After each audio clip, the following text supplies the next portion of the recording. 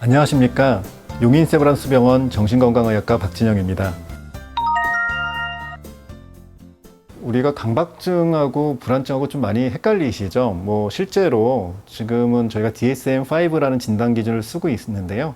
DSM-4일 때 그 전 버전만 하더라도 강박장애가 불안장애의 일종으로 이제 포함이 되어 있었는데 DSM-5에는 이제 분리해서 이제 독립된 질환 카테고리로 분류를 하고 있습니다. 우리가 이제 강박장애란 강박사고와 강박행동을 하는 경우 강박장애라고 얘기를 하는데요.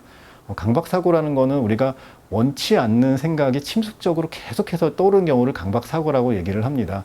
되게 불쾌하고 조금 고통스러운 생각들이고요. 강박행동은 그런 사고를 중화시키기 위해서 하는 일련의 행동들을 얘기를 합니다. 예를 들면 우리가 막 손이 오염이 됐다, 병균이 걸렸다, 병에 걸렸다, 이런 그 강박 사고가 계속 떠오르게 되면 그걸 중화시키기 위해서 계속해서 하루 종일 손을 씻는다든지 그런 강박 행동을 하게 되고요. 그로 인해서 다른 어떤 일상적인 생활에 어떤 문제가 생기는 경우들이 있는데, 이런 경우 우리가 강박장애라고 얘기를 하고 있습니다.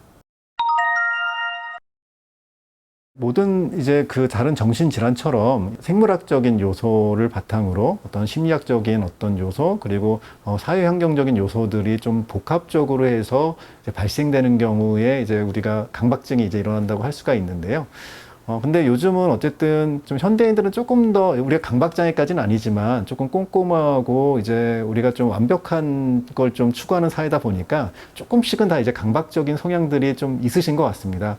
때로는 그런 강박적인 성향이 일을 꼼꼼하고 잘 완성하는 데 도움이 되기도 하지만, 너무 이제 스트레스 상황이라든지 아니면은 좀 불안한 상황에서는 그렇게 이제 좀 강박증처럼 이제 그게 자꾸 떠오르게 되면 오히려 본인은 되게 고통스럽고 이제 여러 가지 학업이나 업무 효율도 좀 낮아지는 이제 그런 방향으로 흐르게 될 수도 있습니다. 그리고 그게 정말 이제 조금 심각한 정도가 된다. 그럼 우리가 이제 강박장애라고 할 수 있겠습니다.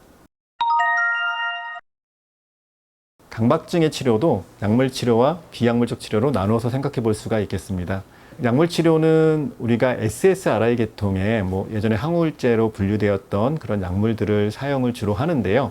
근데 우울증에 비해서 조금 더 고용량의 약물을 조금 더 오랫동안 사용을 해야 더 효과적이고 잘 치료가 된다고 알려져 있습니다. 비약물적 치료의 대표적인 거는 행동치료입니다. 행동치료는 노출치료와 반응 방지가 이제 대표적인데요. 노출치료는 우리가 어떤 조금 그 회피하는, 그러니까 그 어떤 강박과 관련된 어떤 상황이나 어떤 물건들에 대해서 점진적으로 노출을 늘려가는 방법과 한꺼번에 확 노출을 늘리는 그 방법 두 가지가 있습니다. 우리 반복적인 노출 치료와 반응 방지를 통해 가지고 우리 불안의 정도라든지 아니면 불안의 어떤 시간이 감소되는 그런 효과를 우리가 이뤄낼 수가 있습니다.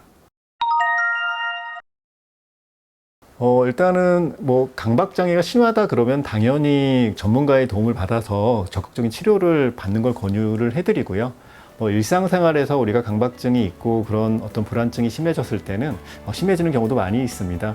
제일 중요한 게 이제 스트레스 관리라고 생각을 합니다. 현대사회가 되게 각박하고 사실은 너무 일에 집중하는 이제 사회인데, 조금 한 발짝 물러서서 자기 시간을 갖고 좀 여유를 갖고 이런 좀 스트레스를 완화하고 릴렉스 할 수 있는 시간을 좀 많이 가질 수 있으면 아마 이런 강박증 때문에 힘든 부분도 많이 좀 완화될 수 있지 않을까라고 생각을 합니다.